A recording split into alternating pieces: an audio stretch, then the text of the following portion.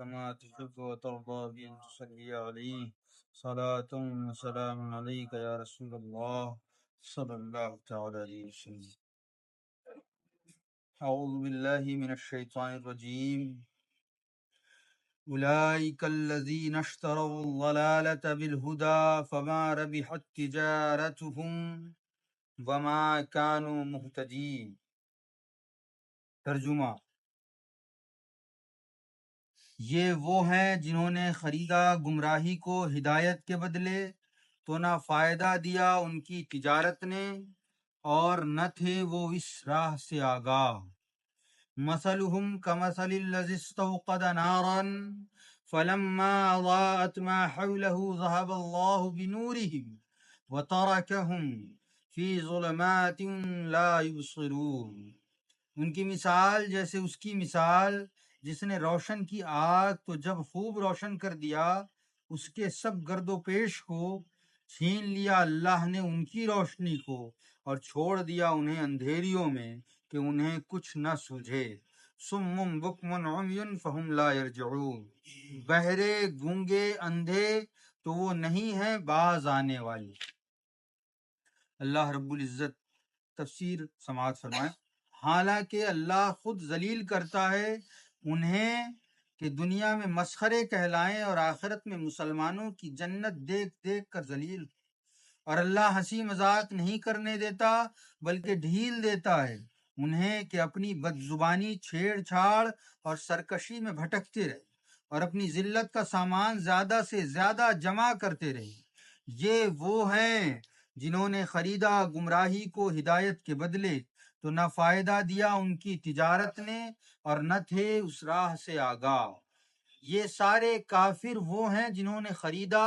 کفر اور گمراہی کو ہدایت کے بدلے۔ اللہ نے جو ہدایت فرمائی اس کو دے ڈالا اور جس کو گمراہی بتایا اسے خرید لیا، تو اس کا انجام یہ ہوا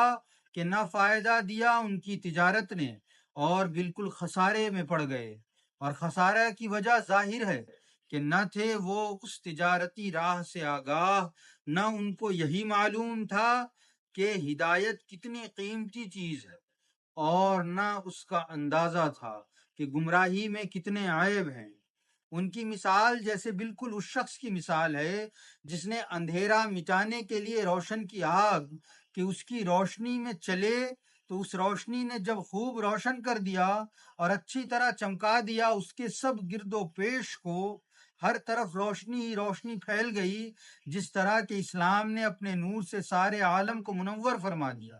کہ اچانک چھین لیا اور ضبط کر لیا اللہ نے ان کی روشنی کو، اور ہر طرف سیاہی دوڑ گئی اور اندھیرا چھا گیا، تو چھوڑ دیا انہیں اللہ تعالیٰ نے اسی اندھیریوں میں تاکہ انہیں راستہ کچھ بھی نہ سوجے۔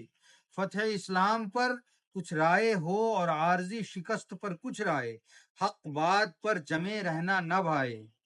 ان کے کان ہیں لیکن جب پیغام حق سننے کا حق ادا نہیں کرتے تو بہرے ہیں، حق کا سچا اقرار نہیں کرتے تو گونگے ہیں، حق کو دیکھ نہیں سکتے تو اندھے ہیں، تو وہ سچائی کی طرف آنے کی استعداد کھو چکے ہیں اور کبھی بھی اپنی گمراہیوں سے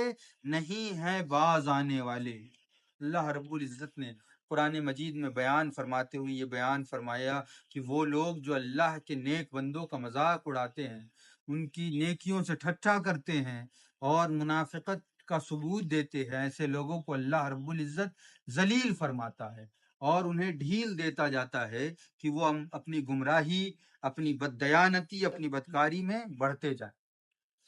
اس کے بعد اللہ رب العزت یہی مذاق اڑانے والوں میں، دین کا مذاق اڑانے والوں میں، دیندار لوگوں کا مذاق اڑانے والوں میں جو لوگ ہیں ان کے بارے میں اللہ رب العزت ارشاد فرماتا ہے کہ یہی وہ لوگ ہیں جنہوں نے گمراہی کو خرید لیا ہدایت کے بدلے، اور اس بات کا بھی انہیں علم نہیں کہ کون سی چیز نفع بخش ہے، فائدہ پہنچانے والی ہے، اور کون سی چیز نفع بخش نہیں ہے، فائدہ نہیں پہنچانے والی ہے۔ اس بات کا بھی انہیں علم نہیں ہے، اور وہ اتنی اتنی زیادہ نقصان اور گھاٹے کا سودا کر رہے ہیں اپنی زندگی میں، جس کے بارے میں اللہ رب العزت ارشاد فرماتا ہے یہ تو ایسے ہی ہے جیسے کسی شخص نے گھن گھور اندھیرے میں اپنے چلنے کے لیے روشنی کی،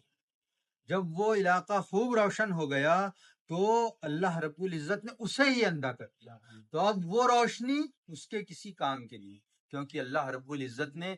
وہ روشنی اس سے لے لی جس سے وہ اپنی جو روشنی اس نے بنائی تھی اس روشنی کا وہ فائدہ اٹھاتا۔ تو اللہ رب العزت فرماتا ہے ایسے ہی ان لوگوں کی مثال ہے جو اپنے آپ کو بہت زیادہ دنیا کا بادشاہ، طاقتور اور حیثیت مند شخص سمجھتے ہیں اپنے آپ کو، لیکن جس دنیا کو کمانے کے لیے انہوں نے اتنی محنت کی، جس دنیا کو نبھانے کے لیے اتنی محنت کی، اپنے آس پاس کے لوگوں کو اپنا متبع و فرما بردار بنانے کے لیے اتنی محنت کی، یہ سب رائے گاں ہو جائے گا جب قیامت کے دن اللہ رب العزت اسے اس دنیا کے بغیر اس دنیا کی دولت کے اٹھائے گا، بغیر اس دنیا کی نام و نمود کے اللہ رب العزت اٹھائے گا۔ تو اللہ رب العزت کے نزدیک اس دولت کی، اس نام و نمود کی، اس شہرت کی، اس طاقت کی کوئی حیثیت نہیں، بلکہ حیثیت اس کے نزدیک انہی چیزوں کی ہے جو ہمارے ساتھ اس دنیا سے اس دنیا میں جانے والی۔ تو اللہ رب العزت کی مثال دینے کا انداز دیکھیں کہ اللہ رب العزت نے فرمایا کہ روشن کرتا ہے سارا جہاں، کس لیے؟ تاکہ اس میں خوب اچھی زندگی گزارے، خوب اچھی روشنی میں چلے۔ اس نے روشن کر لیا، خوب دولت کما لی، خوب نام و نمود کما لیا، خوب شہرت ہو گئی، خوب اچھے اچھے تعلقات بنا لی، اس کے بعد اللہ رب العزت نے کیا کیا؟ جس جسم کی خاطر اس نے یہ سب کیا تھا وہ جسم اللہ رب العزت۔